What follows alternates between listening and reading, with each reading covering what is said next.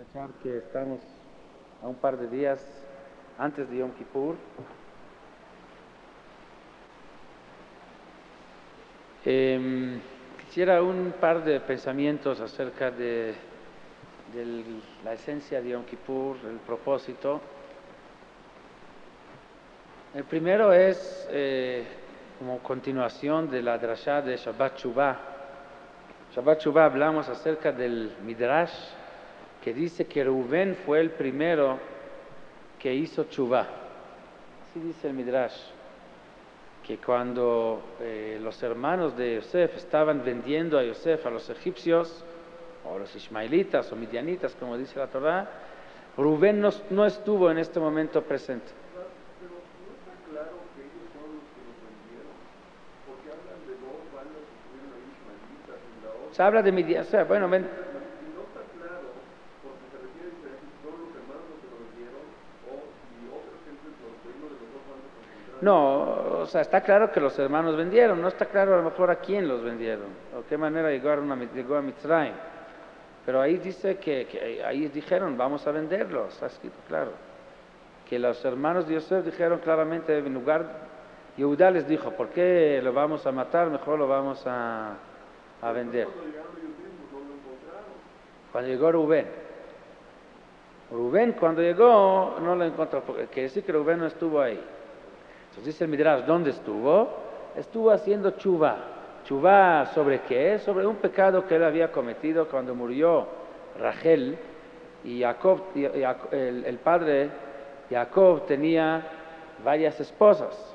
Tenía Rachel, Lea, son dos esposas y dos concubinas, una de parte de cada esposa. De parte de Lea estaba Zilpá, de parte de Rachel estaba Bilhá.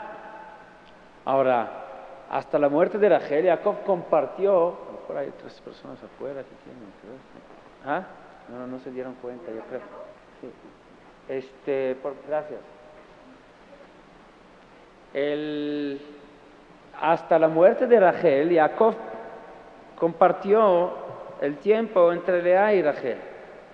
Una noche con Lea, una noche con Rachel. Cuando murió Rachel, entonces fue Rubén y dijo, voy a quitar la cama de Jacob de la tienda de Rachel, porque no es justo que ahorita va a compartir su tiempo entre Lea, que era la mamá de Rubén, y a lo mejor la concubina de Rachel. Esto sí ya no es respeto esto no es el kavod de mi mamá, y fue y sacó la cama de Jacob de ahí.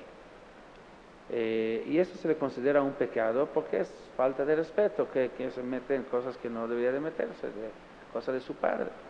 Hay otra versión acerca de este evento también, ¿no? No, bueno, la Torá parece como algo peor, parece como si él había, sí, pero nuestros sabios explican que realmente no hubo ninguna relación. La Torá lo considera tan grave este pecado como si hubiera tenido relación, ¿ok? Entonces él estaba haciendo chuvá sobre este pecado y por eso no estuvo presente cuando vendieron a Yosef.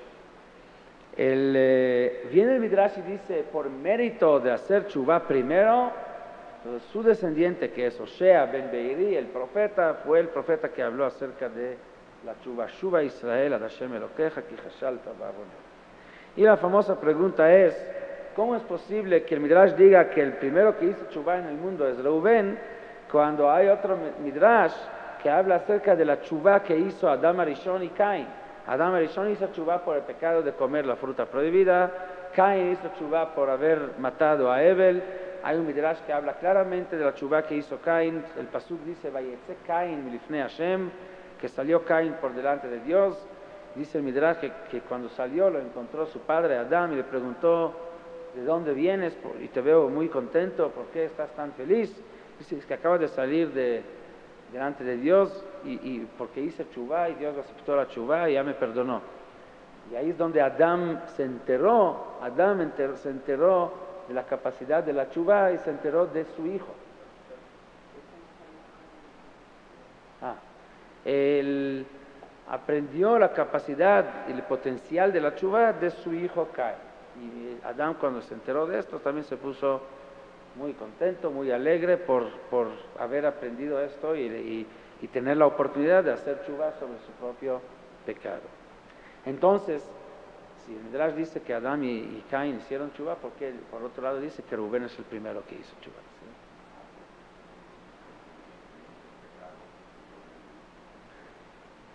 O muy buena, esta es la respuesta, ya me quitaste las palabras de la boca.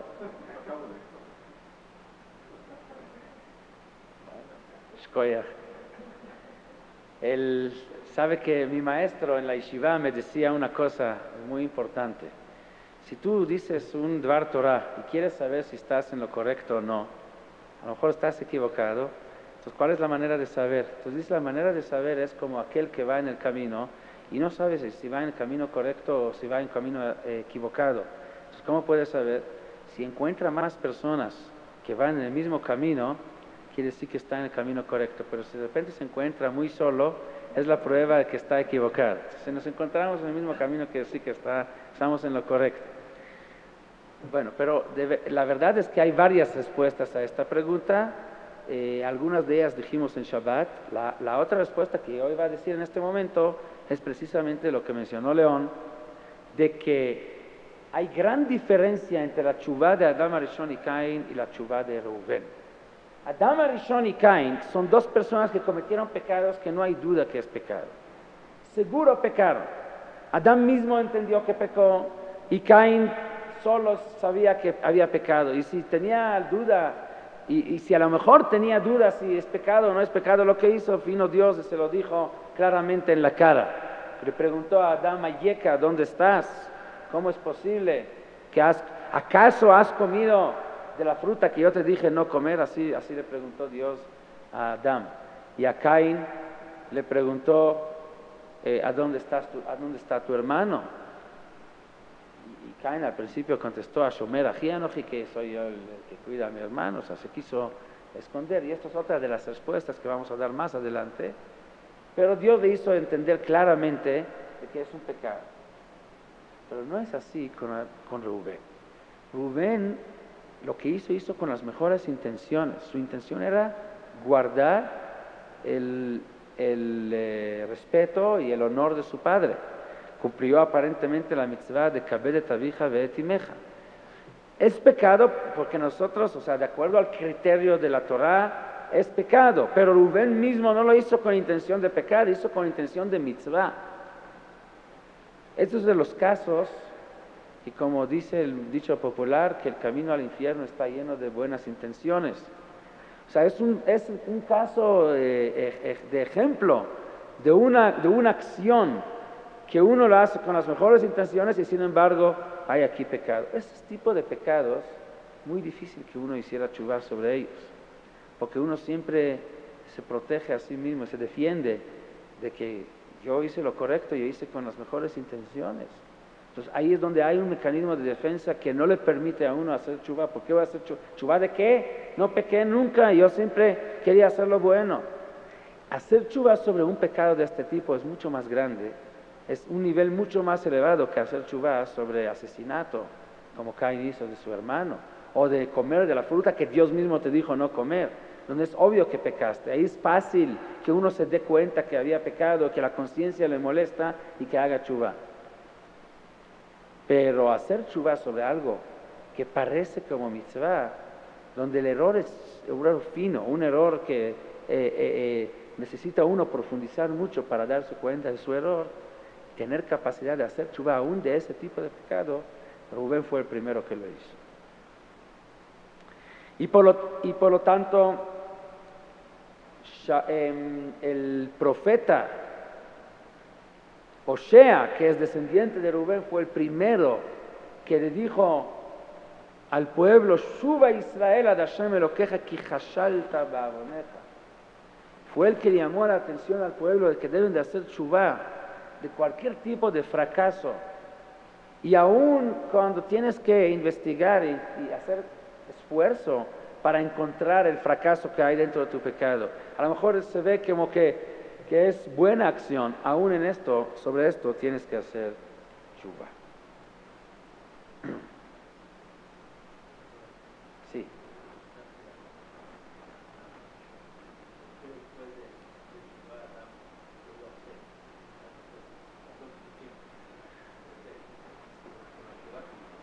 tshuva. Entonces ya ahora se le dio un hijo que creció sobre bases correctas para que él sea Shet que alaba Olam Mushtat, que de él vuelva a surgir y poblarse el mundo.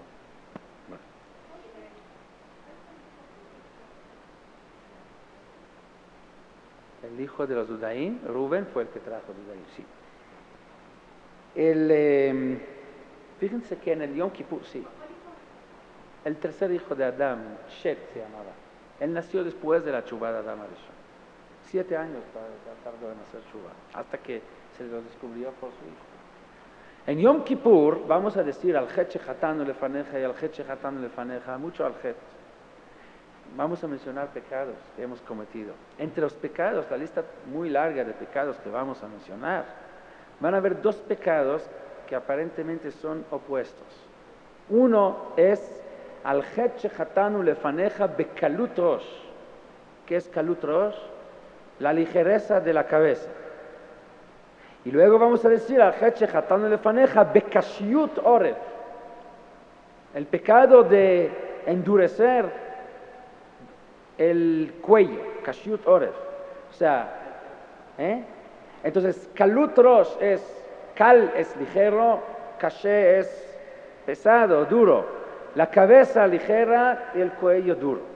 Son 2 pecados opuestos. ¿A qué se refiere? ¿A qué nos referimos con estos 2 pecados? La cabeza representa el intelecto, el sejel que tenemos, la capacidad de entendimiento, de entender, la capacidad intelectual que Dios nos dio, la capacidad de distinguir entre bien y mal. Tenemos esta capacidad de elegir, de distinguir entre bien y mal, solamente el ser humano lo tiene. Ningún otro ser, ninguna otra cosa que Dios creó en este mundo tiene esta capacidad. El ser humano, Dios le dio sejel para que entienda, para que analice y que siempre pueda entender entre bien y mal. ¿Por qué entonces muchas veces cometemos el mal a pesar de que tenemos el sejel? Porque el sejel es muy ligero. O sea, el peso que tiene dentro de nosotros es peso ligero, no tiene mucho peso. Tenemos otra cosa que es el cuello. El cuello representa la voluntad de uno. La voluntad que está basada en los deseos, está basada en todo lo que queremos, lo que es los deseos que nos manejan. Y estos son kashiutor, son muy pesados. En este equilibrio que debe de haber entre la voluntad por un lado y el entendimiento por el otro lado, tiene mucha ventaja la voluntad sobre el entendimiento. Tiene mucho más peso, es mucho más fuerte. ¿Por qué? Porque la voluntad es algo que se basa en lo que los instintos, en lo que los sentidos sienten y captan los sentidos información que da efecto al instante. Cuando uno siente que puede obtener un placer, cierto placer, siente que ahora si lo voy a hacer en este instante lo voy a obtener. Y el intelecto tiene que analizar, tiene que dar soluciones a largo plazo, no a corto plazo. A corto plazo siempre los instintos y los deseos son mucho más fuertes que el entendimiento. El entendimiento no da soluciones para corto plazo. El entendimiento es algo que uno debe de analizar y entender también las consecuencias de lo que va a hacer, lo que va a pasar mañana y en un mes y en un año. Y es mucho más difícil basarse en lo que va a pasar mañana contra el placer que voy a tener ahora. Por eso nuestros pecados están basados en el kashiut oref por un lado y en el kalut rosh por el otro lado. Para lograr no pecar tenemos que trabajar para que nuestro entendimiento suba de peso, darle más peso, prestarle más atención a lo que dice el sejel y menos atención a lo que dice la voluntad de uno. Así es. Resulta que el sejel se convierte muchas veces como el esclavo de la voluntad.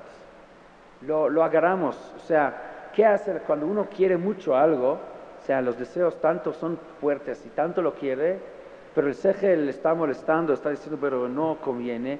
Eso es algo que al rato va a dar malos resultados. Entonces lo que hace la voluntad es que somete el sejel, o sea, agarra el sejel y lo utiliza para su propia necesidad. Logra que el mismo sejel de uno, como se dice con el grober finger, o sea, con el dedo gordo, explica ahora por qué conviene hacer esto. O sea, lo utiliza, lo subyuga a sus necesidades.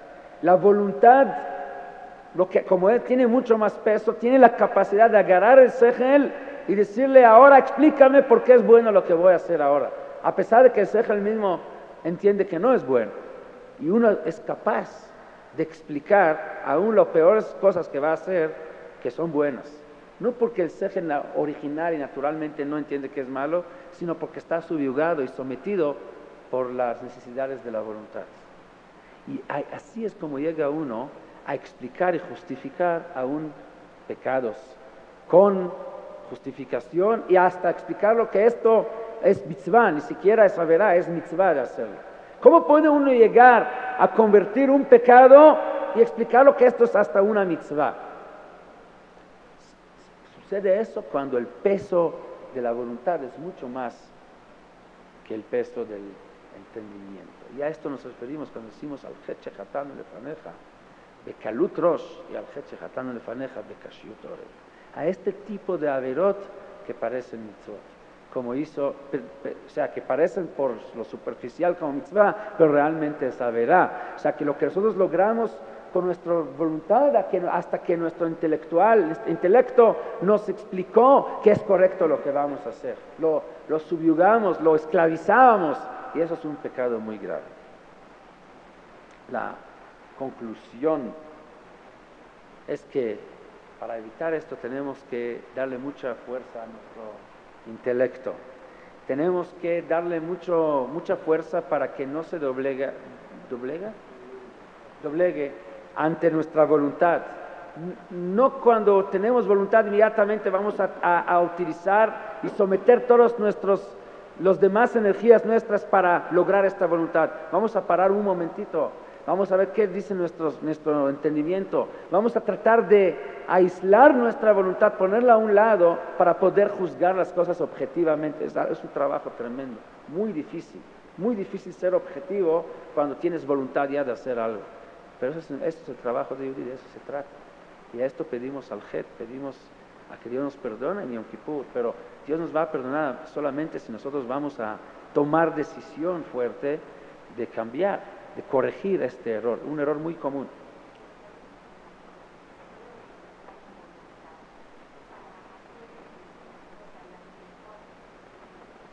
Sí.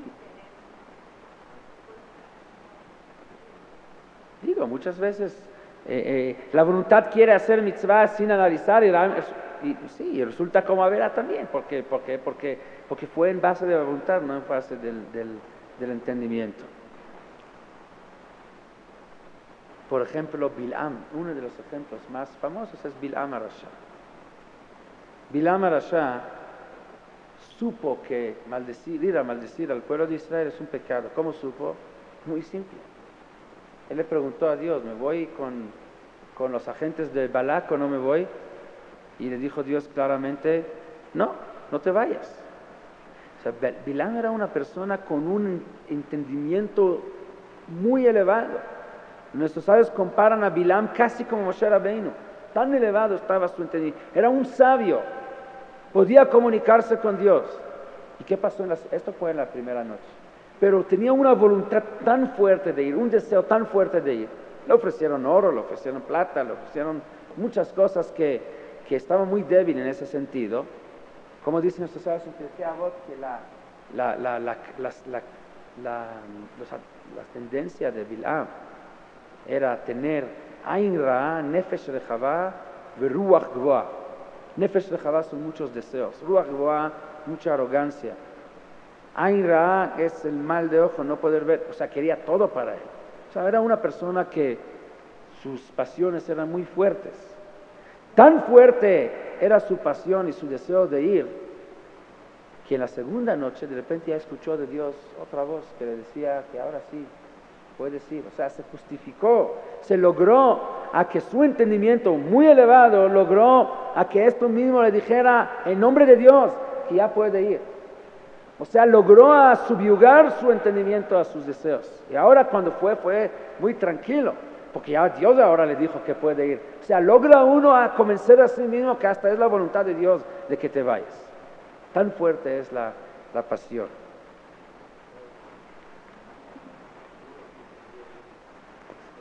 De tal manera que hasta el duro supo lo que él no pudo entender. Así es. Y esto es una de las cosas difíciles de trabajar, principalmente cuando no estamos en nivel como Bilam, tener tanto entendimiento, pero aún con lo poco que tenemos, sí tenemos lo suficiente para lograr a que actuemos en base de lo que nuestro ser dice y no en lo que los deseos dicen. Eso es uno de los puntos. Ahora quiero otro punto, otro pensamiento acerca de la misma pregunta. ¿Por qué dice el Midrash que Rubén es el primero que hizo Teshuvah? Otra respuesta. No sé si esta también está escrita ahí. Ahí además dice uno. Okay. Adán y Caín hicieron Teshuvah, pero fíjense que hicieron Teshuvah solamente después de haber discutido con Dios si pecaron o no pecaron. Cuando Dios le dijo a Adán Arishon, ¿a poco has comido de la fruta que yo te dije no comer? ¿Cómo es posible que comiste? ¿Cuál fue la reacción de Adán? Inmediatamente, ¿qué dijo? La culpa la tiene ella. Aisha asher natata imadi. La mujer que me diste, ella es la que me dio de comer. En otras palabras, culpó no a la mujer. ¿Culpó a quién? Culpó a Dios mismo. Por tu culpa, tú es el que me diste esta mujer y por ella yo comí. No reconoció al instante su pecado. Después sí, después de que Dios le hizo ver que pecó, no tuvo otro remedio más que reconocer su pecado, pero tardó bastante. Al principio trató de liberarse de culpa, de echar la culpa a otros. Lo mismo hizo Caín. Cuando Dios le dijo, ¿dónde está tu hermano? ¿Cuál fue la respuesta? Ashomera. Yo soy guardián de mi hermano. ¿Quién soy yo? Pues cada quien tiene su vida. ¿De dónde tengo que saber yo dónde está mi hermano? Entonces imagínense, Dios le dice, ¿dónde está tu hermano? Y él todavía sigue discutiendo quién soy yo para saber dónde está mi hermano. No reconoció su pecado. El hecho de que él finalmente sí reconoció y sí hizo Teshuvah es un nivel muy elevado, nadie discute. Hacer Teshuvah es bueno de cualquier modo, cualquier momento en la vida, de cualquier situación, pero hay varios niveles de Teshuvah. No es lo mismo hacer Teshuvah reconociendo al instante, cuando te hacen ver al instante reconocer, como aquel que al principio trata de engañar a sí mismo, de no reconocer. Y más que nada, sí, bueno, siempre para poder liberarse de culpa alguien debe tener la culpa, entonces lo echas a otro. Eso es peor. O sea, esto sí, finalmente hizo Teshuvah, pero no tiene nivel de Teshuvah como Rubén, que nadie le llamó la atención, solo llegó a entender. Y no buscó echar la culpa a nadie, solo entendió. Y fíjese, y aun cuando sí había lugar para esconder bajo el pretexto de que la intención era de mitzvah. O sea, aquí es doble. Primero por lo que dijimos antes, que era de hecho una verá que podía uno siquiera interpretarla como mitzvah. Y la otra, la grandeza más de Rubén es el hecho que no buscó cómo liberarse de la culpa, de echarse la culpa a otro, sino inmediatamente reconoció su error. O sea, solo reconoció su error. Rubén se metió en algo que no debería de meterse, quiso guardar el respeto de su padre, y cuando murió Rachel, entonces para que no vaya ahorita Jacob compartir su tiempo entre su mamá, que es Lea, y la concubina de Rachel, fue y sacó la cama de su papá de la tienda de Rachel, para que entienda Jacob que ahora es completamente de Lea. O sea, era para guardar el respeto de su mamá, perdón, no de su papá, guardar el respeto de su mamá, para que no se vaya a comparar No sé, Jacob obviamente no le pareció que como su hijo se mete en una cosa así. Era falta de respeto a su padre para salvar el honor de su madre. ¿Sí? Bueno, ahora tú es el que me quitas las palabras de la boca. Bueno, el ejemplo famoso de esta diferencia en actitud Es entre Baruch Hashem, tenemos aquí clase de Talmidei Jamim. Esto me da mucho gusto, porque muchas veces hablas y el público no entiende lo que estás hablando, y aquí Baruch Hashem tenemos un público bastante elevado. Shaul Amelech, cuando él pecó, ¿cuál fue su pecado? Que le había encargado Shmuel Anabí que matara a Agag, el rey de Amalek, junto con todo y su pueblo, junto con todas las pertenencias del pueblo, porque eso es la ley. La Torah dice, Machot imchet zecher Amalek mitachat hashamayim lo tishkach. No vamos a entrar ahorita en los motivos, hay motivos. ¿Por qué Am Israel tiene mitzvah de borrar el nombre de Amalek por debajo del cielo? Para que no quede ningún recuerdo de ellos. Si quieren saber la razón, es muy simple, así sobre un solo pie, porque si tú no matas a Amalek, Amalek te va a matar a ti. Y Abale Orgejash Kem Lorgo es una halajá. El que viene a matar a ti tienes que adelantar y matarlo, es una ley. No esperas a que te mate. Y con Amalek no hay otro. O sea, o tú o Amalek, no hay lugar para los dos en el mundo. Y esto lo hemos visto a lo largo de toda la historia del mundo. Desde que nacieron Jacob y Isaac hasta nuestros tiempos. Entonces, Shaul fue y no cumplió la misión al 100%. Mató muchos, pero casi a todo el pueblo, pero menos uno. ¿Quién dejó? Al mismo rey Agag. A él no lo mató. Y también dejó algunos animales. No mató a todos los animales. ¿Por qué? También fue ahí una combinación de las dos respuestas anteriores. También fue ahí con una intención de mitzvah. ¿Cuál fue la intención? De que estos animales les sirvan como korbanot para agradecerle a Dios por haberle ayudado a ganar en la guerra. Cuando llegó él de la guerra, viene Shmuel y le dice, no, cumpliste con tu misión. Dice, sí, ¿cómo no? De repente oye Shmuel ahí a las ovejas gritando, mu, mu, mu. Dice, ¿qué? ¿Qué es lo que estoy escuchando? Porque la misión fue aniquilar a todo, al pueblo y a lo que le pertenece. Dice, no, esto es que el pueblo me pidió mucho a que dejáramos algunos animales para ofrecer korbanot, para agradecer a Dios. Inmediatamente Shmuel le dijo, acabas de perder tu reinado, vas a caer y no vas a seguir siendo rey de Israel. Por otro lado, David Amelech también pecó. David Amelech pecó el pecado con Bathsheba, que no vamos a entrar tampoco ahora a explicar cuál fue el pecado ahí, pero lo hemos estudiado en su momento en la clase de Tanaj, una clase entera. Cuando vino Natán Anabí, Natán el profeta, y le dio un mashal para que entendiera el pecado, le dijo un ejemplo, una metáfora de una persona muy rica que vivía y tenía un vecino muy pobre. El rico tenía todo una granja lleno de animales de todos tipos y el pobre tenía una sola oveja. Una vez llegan invitados a la casa del rico, manda el rico a su personal a que agarren la única oveja que tiene el pobre y la matan para darle de comer a sus invitados.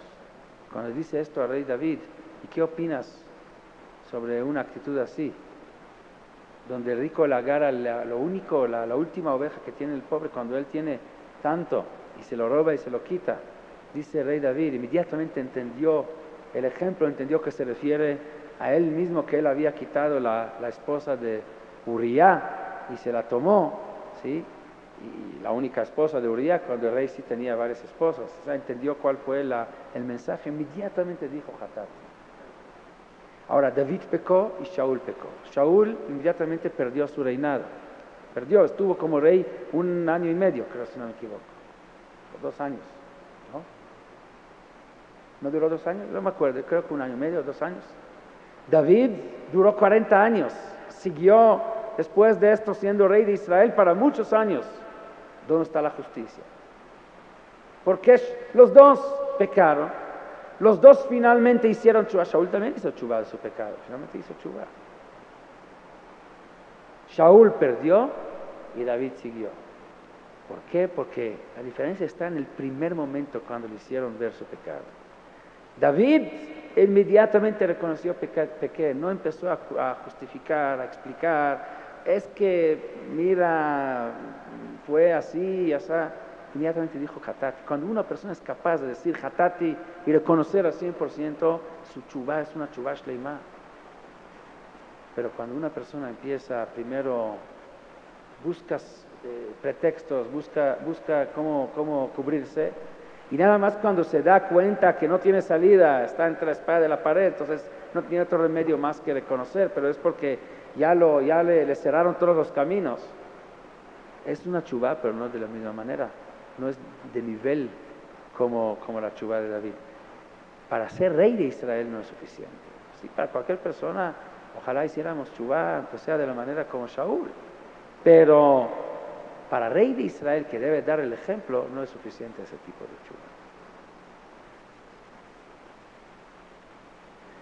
Nosotros, al comenzar Yom Kippur, decimos el pasuk, antes de cualquier cosa que decimos en Yom Kippur, para comenzar, antes de Kol Nidrei, Or Zarua la Tzadik, Uleishrei Lev Simcha. Se acostumbra que el Hazán da vuelta alrededor de todo el Beit HaKnesset con el Sefer Torah en la mano, y se dice varias veces este pasuk, y todo el público repite atrás de él, Or Zarua la Tzadik, Uleishrei Lev Simcha. ¿Sí? Ustedes no, nosotros sí.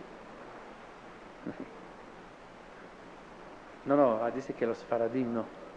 Los ashkenazim sí. Bueno, a lo mejor los faradim están a nivel más alto, no necesitan. Los ashkenazim necesitamos, porque vamos a ver cuál es la idea de comenzar con este pasuk.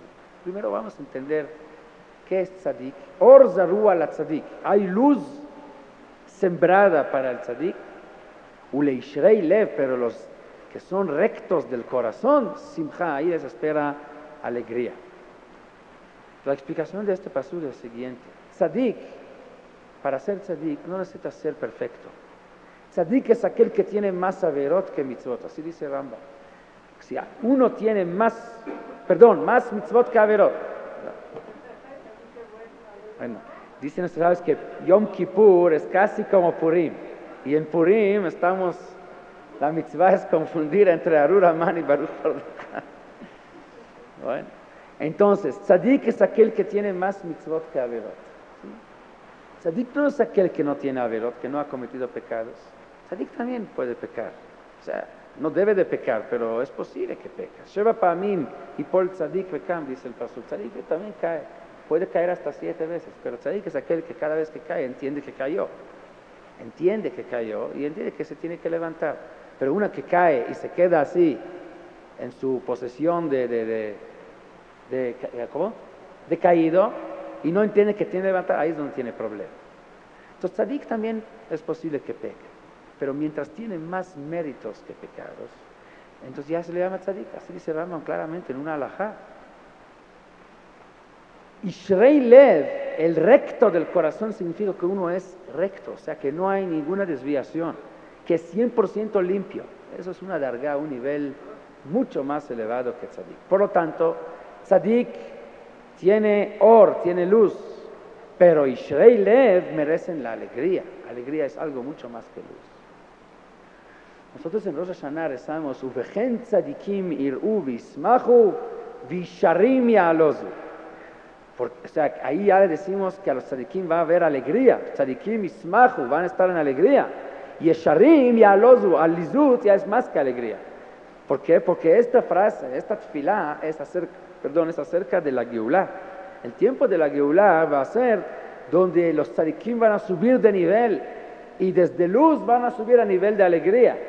Los que eran antes Ishrei lev, que estaban en alegría, van a llegar a bailar, y a los otros cuando ya van a bailar. O sea, para describir cómo va a ser en tiempo de la Geulá, hablamos de tzadikim que desde luz van a subir a alegría, y los Ishrei lev van a subir de alegría hasta un baile.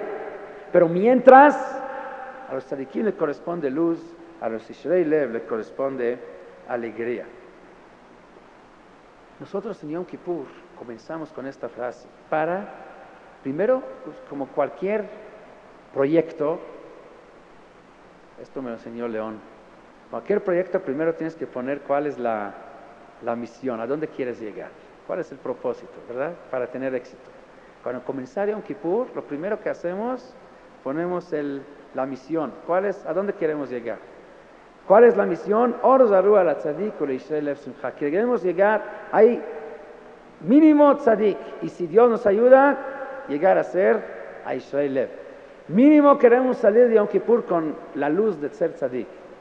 Y si vamos a tener realmente la fuerza, entonces tenemos una alternativa, o sea, la que es la meta, posibilidad como meta máxima de llegar a ser Ishrei Lev para poder salir de Yom Kippur con alegría. La alegría de Ishrei Lev es una alegría verdadera. Pero antes de ver por qué y de dónde surge esta alegría, también en Yom Kippur hablamos de dos conceptos, concepto de kapará y concepto de tahara. Ki bayom hazeh yechaper alechem letaher etchem. ¿Qué es kapará y qué es tahara? Son exactamente estos dos conceptos. Kapará es cuando se logra expiar los pecados, cuando uno hace el proceso de teshuvá. Tahara ya es purificación, donde uno está puro, es algo que es 100%, porque si no es 100% limpio ya no es puro. Con kapará puede ser que todavía queda algo de mancha, queda algo. Hiciste teshuvá sobre gran parte de tus pecados, algunas cosas todavía no lo pudiste abandonar, te cuesta trabajo, es un nivel. Pero tahara es un nivel mucho más elevado. Entonces, kibayom hazeh yechaper alechem. El primer propósito es lograr kapará, ser tzadik. Y el final, la meta que es ya el máximo, es llegar a tahara, a purificar al 100%. ¿Por qué la tahara permite alegría? ¿Por qué Yashrut Alev permite alegría? Yashrut Alev, ser perfecto, es ¿cómo se logra esto? Ser como David, ser como Reubén, uno que logra reconocer al 100% su error, sin buscar cómo justificar. El momento que uno empieza a justificar y explicar a sí mismo, ya para tahara es difícil que llegue. Es difícil que llegue a Yashrut Alev. ¿Por qué esto permite simcha? Dicen los sabios, en simcha que atarat asfeikot. No hay alegría más grande cuando se resuelven todas las dudas. Mientras uno vive en duda, no puede estar en alegría.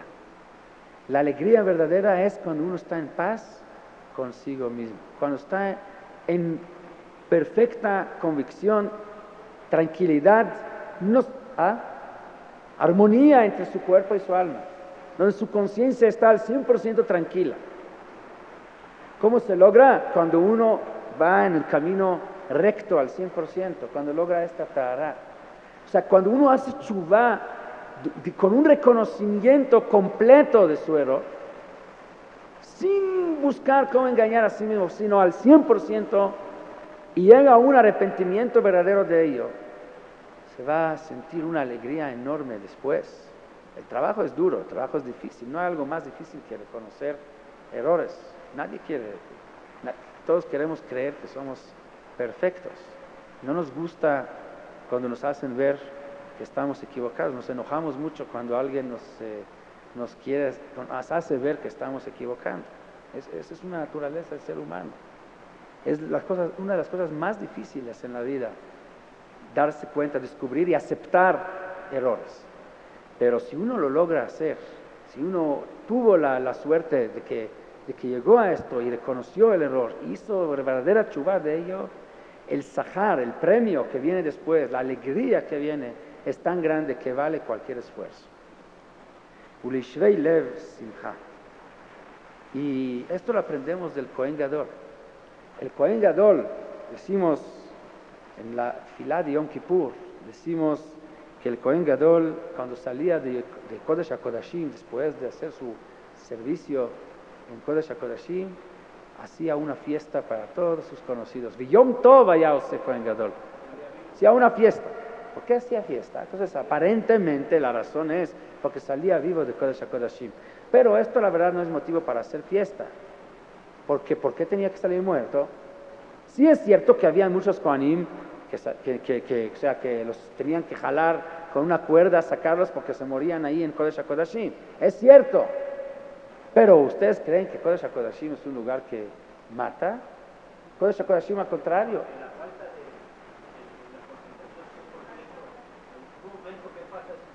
No hay ninguna razón para que Kodesh HaKodashim mate a la persona. Si mueren los Kohanim en Kodesh HaKodashim es porque ellos se mataron a sí mismos. Porque no entraron en la forma correcta, con la preparación adecuada, con las intenciones correctas. A lo mejor no estaban en un estado apropiado para estar en Kodesh HaKodashim. Cuando un Cohen logra salir vivo en Kodesh HaKodashim, quiere decir que estuvo en la línea. En Kodesh HaKodashim sí, es un lugar donde no puedes fallar ni en lo más mínimo. Como es un lugar tan sagrado, ahí es cualquier desviación de la línea recta, la reacción viene inmediatamente. Es una zona estéril que no puede haber ninguna desviación. Si el Cohen muere ahí es porque no estuvo en la línea recta. Si un Cohen logró salir vivo de Kodesh HaKodashim, quiere decir que está en estado perfecto de comportamiento, de pensamiento, de intenciones. O sea, todo, cualquier parte de él, tanto de su cuerpo y su alma, están en un estado perfecto. Entonces es un nivel de Ishrei Lev, está en la línea recta. Está en la línea recta, no hay ni siquiera pregunta por qué hace fiesta. Esto es la alegría verdadera, esto es la alegría misma. Cuando uno logra estar en una armonía, en paz interna, de nivel tan perfecto de hacer lo correcto y al 100%, entonces no hay alegría más grande que esta. Entonces no hay ninguna duda, ninguna pregunta por qué hacía fiesta. Estuvo en una alegría tremenda el Kohen Gadol cuando salía de Kodesh, no porque logró salir vivo, sino el hecho que logró salir vivo. Esto demuestra el nivel perfecto que estuvo, por eso estuvo en alegría. ¿Lo logró? Exactamente. Sí. La Gemara cuenta, para ir terminando, la Gemara de Masejet Yuma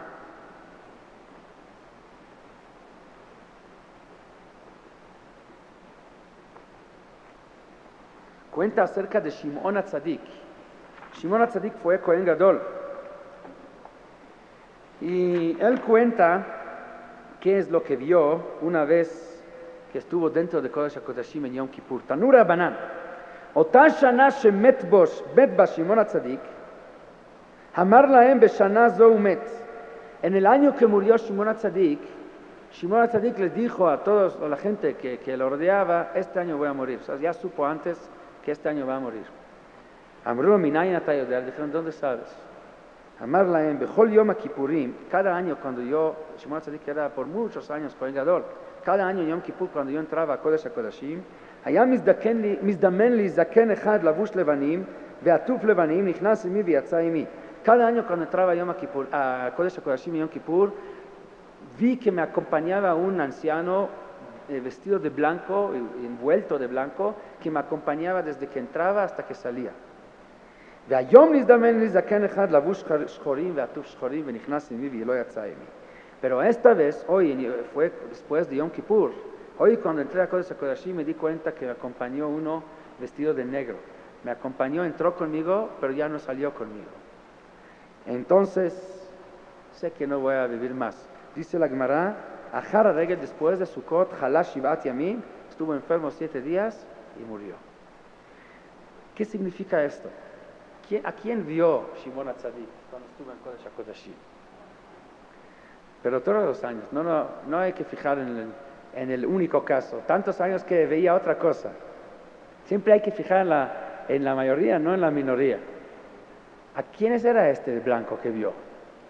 Este que vio, lo que vio el anciano de blanco, era la Shekhinah misma, logró ver a Dios. No es necesariamente que vio algo físico. Él vio estuvo en un nivel perfecto que le permitió niveles celestiales donde estuvo en comunicación con Dios mismo. Este año que vio negro significa que él sintió que no estuvo en estado perfecto. A lo mejor le entró un pensamiento que no era lo adecuado para un segundo. O sea, no se concentró al 100% para tener únicamente pensamientos limpios y sintió que algo negro le entró. Ya no estuvo el nivel de conexión con Dios. Cuando una persona logra llegar a este nivel perfecto, nivel de Tahara, se siente la presencia divina, se comunica con Dios. Rabbi Ishmael, la Gemara cuenta que Rabbi Ishmael, que era Cohen Gadol, contó que una vez cuando entró Lifnai Velifnim, cuando entró a Kodesh HaKodashim en Yom Kippur, vio a Dios mismo. También Raiti a Katrikel Ka Hashem Tzvakot. ¿Y qué es lo que le dijo Dios? Sintió que Dios le está pidiendo que él le dé una bendición a Dios. Gamarli Barheini. Tan elevado es el nivel que uno puede lograr cuando realmente está perfecto. Entonces, ¿por qué hizo Yom Tov cuando salía? ¿Quién no va a hacer Yom Tov si logró estar en este nivel? Es un nivel de alegría que nosotros no conocemos porque nunca estuvimos en una situación así.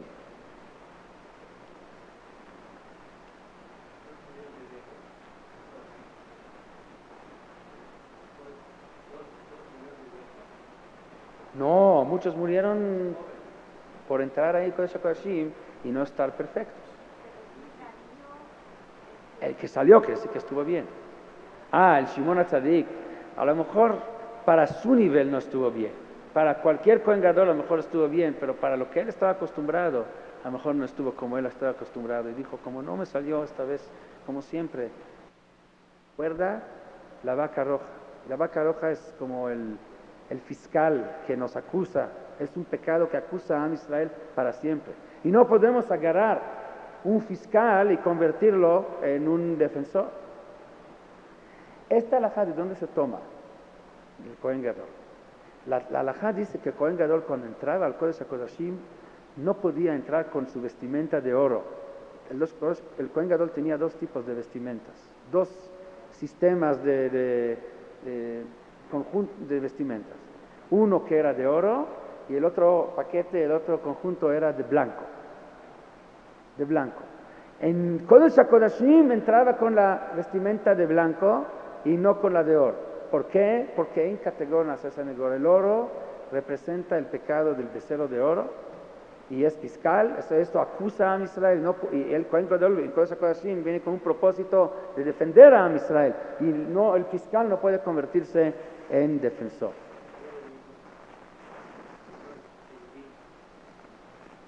Había varios materiales en la vestimenta del Kohen.